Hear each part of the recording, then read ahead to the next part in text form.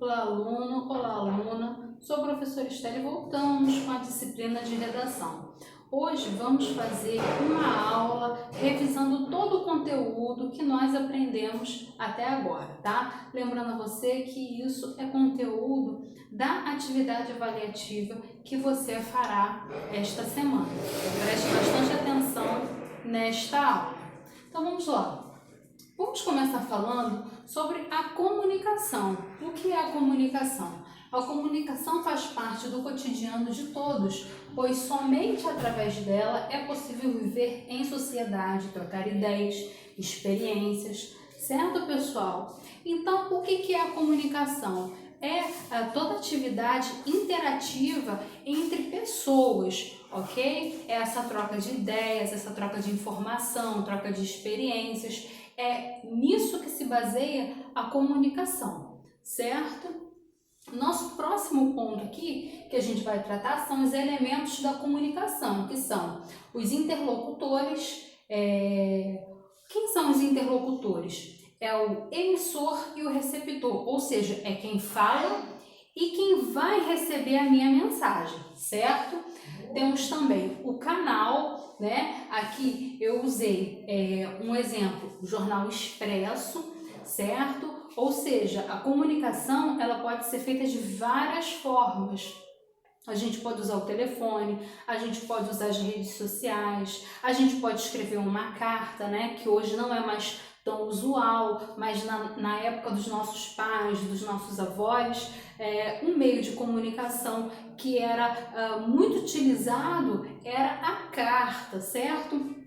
Aqui eu usei o jornal impresso, porque através do jornal impresso, esse que a gente compra na banca de jornal, a gente também obtém informação, né? É uma forma de comunicação. Eles estão comunicando para a gente algo, certo? Então vamos lá, para a gente aprendendo aqui passo a passo. Temos o código, tá? O que é o código? É a língua, né? Ou seja, a gente viu lá nas nossas aulas que a língua é um conjunto de códigos, né, de sinais que são instituídos pela sociedade. Ou seja, é através da língua imposta pela sociedade que eu me comunico. Ela é o meu código, é o código que eu utilizo. Eu posso utilizar o japonês, o chinês, o mandarim, o hebraico, o inglês, né, que a gente estuda na escola, o espanhol, o francês. Ou seja, são vários códigos que a gente pode estar utilizando aí desde que a gente compreenda e o receptor ele também tenha conhecimento desse código, certo, pessoal? Eu tenho a mensagem, né? A mensagem aqui é a notícia, né? Que eu quero que, já que eu usei o jornal impresso aqui como exemplo, aqui eu coloquei a notícia porque é o que normalmente a gente vai ter aí nesse meio de comunicação impresso. E eu tenho também o contexto, que é o acontecimento que gerou a notícia, vamos colocar assim. Lá na minha aula, eu coloquei uma notícia, uma reportagem de um cachorrinho que ele tinha a deficiência nas patas dianteiras e ele foi abandonado por conta disso, né? Então, aí se você procurar isso na internet, você vai ver que vários artistas tentaram adotá-lo por conta dessa situação, né? O bichinho foi abandonado por ter uma deficiência, uma injustiça com o bichinho. Então, a notícia, o contexto é exatamente a mensagem que eu quero passar. Vamos dizer aqui, se eu estou usando o WhatsApp para mandar uma mensagem para uma colega minha. Oi, amiga, estou com saudade de você, vamos marcar para ir ao shopping? Então, todo esse conjunto de palavras utilizadas, tá? A língua portuguesa, que é o que a gente fala aqui, que é o nosso idioma, esse foi o código utilizado. Qual foi a mensagem utilizada? Né? Eu utilizei exatamente a mensagem aqui que eu reproduzi para vocês, que eu não me lembro mais do que eu falei, E o contexto também é o mesmo, tá, pessoal? E o canal utilizado foi qual? Foi o celular, as redes sociais, o WhatsApp, a internet, enfim, né? São vários conjuntos aí de canal utilizado. Porque para eu mandar um WhatsApp para uma pessoa, eu preciso do aparelho celular, eu preciso ter internet, eu preciso que a pessoa lá também tenha acesso a todas essas coisas, certo?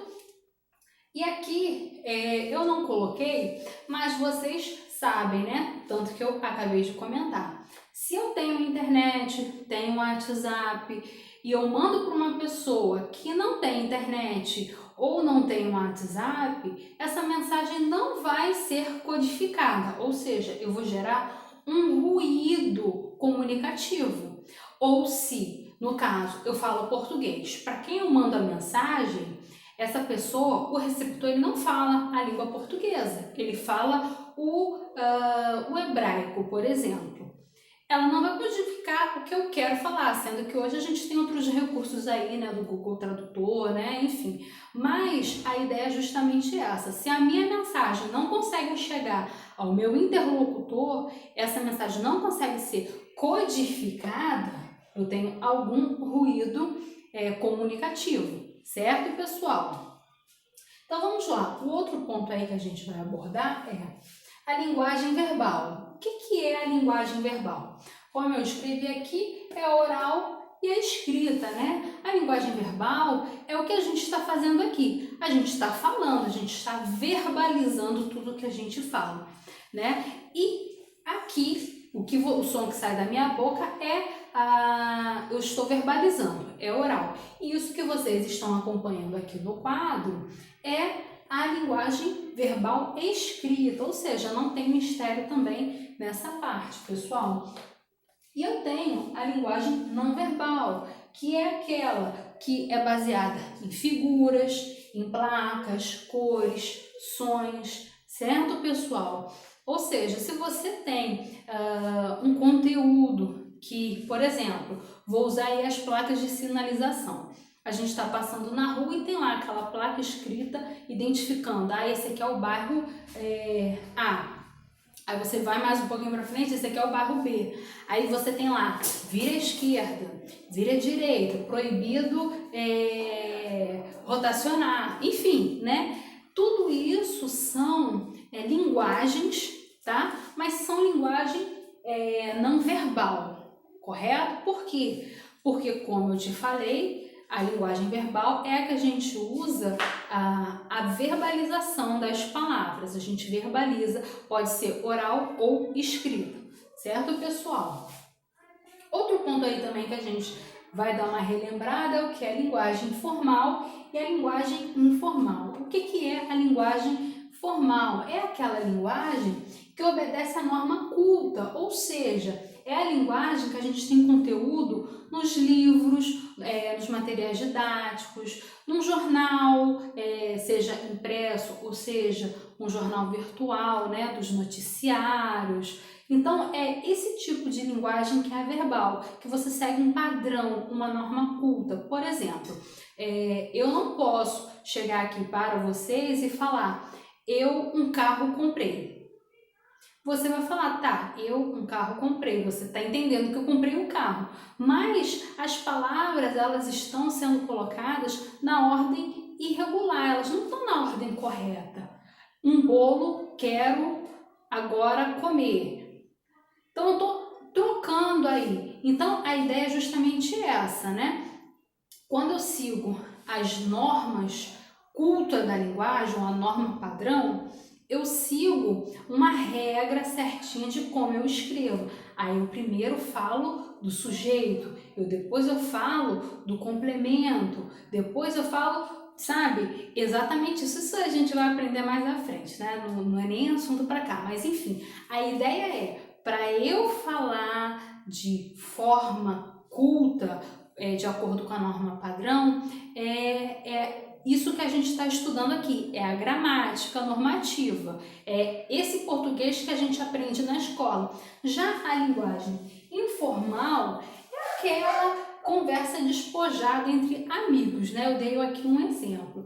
Você, para o seu amigo, você não chega e fala, Puxa, hoje o meu dia foi tão cansativo, eu estudei, eu fiz, eu trabalhei, estou muito cansada. Ai, eu quero chegar em casa, quero descansar um pouco. Normalmente a gente não fala assim com os amigos, num ambiente mais informal, né? Você fala, pô, aí, tô cansadão, cara. Aí, tô doido pra dormir. Caraca, meu, aí, o dia foi chato pra caramba, foi cansativo. Não é esse tipo de linguagem que você tem no ambiente informal? Então, esta é a linguagem informal, certo, pessoal?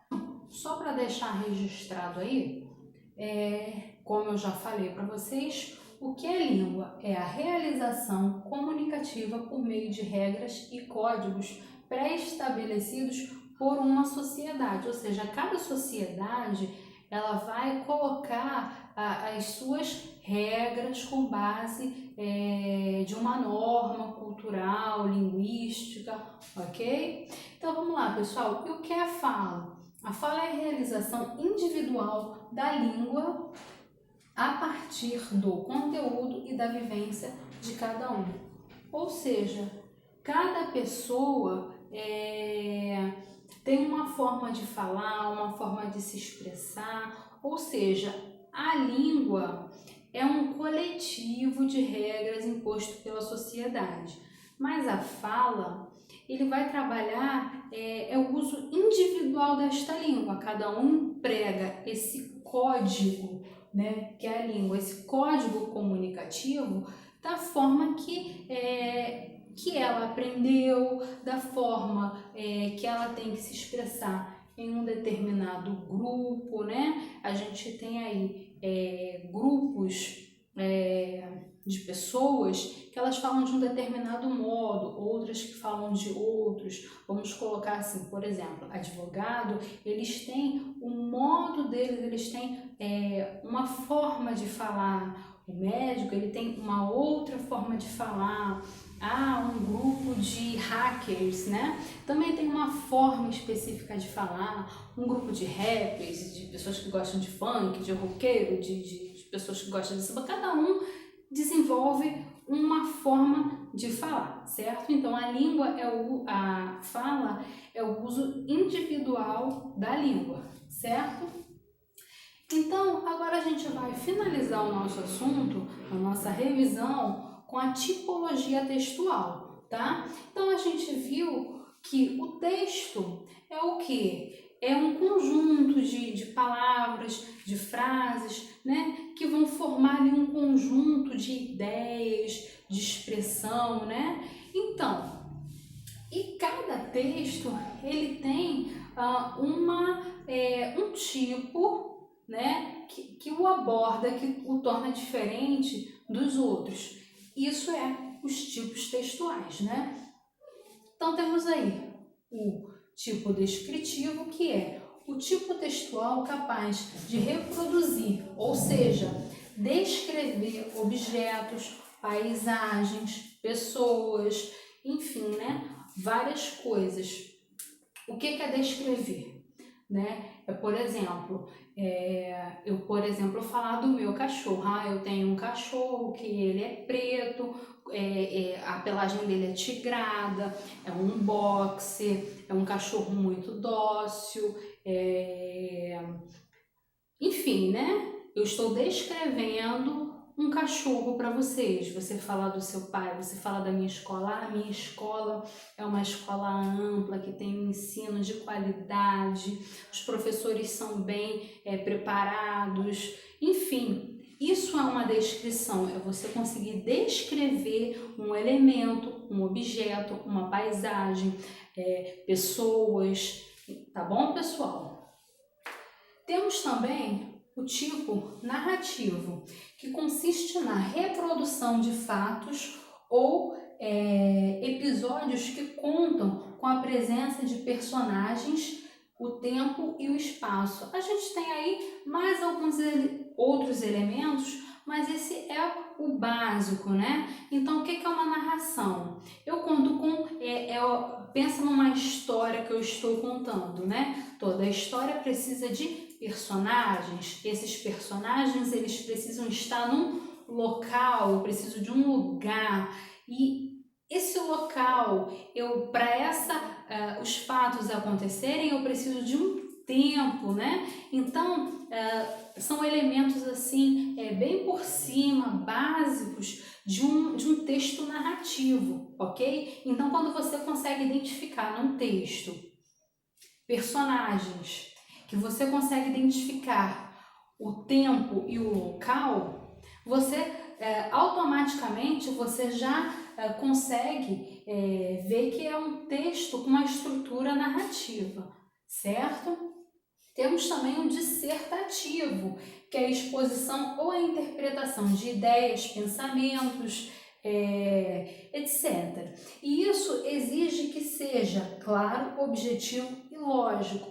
Ou seja, a gente, vamos colocar uma situação aqui, a gente está lá no grupo do WhatsApp e aí eu começo a fazer perguntas. Eu falo, por exemplo, nas nossas propostas, né, de redação, sempre tem essa questão, né? A gente trabalha muito com a dissertação, que é o que?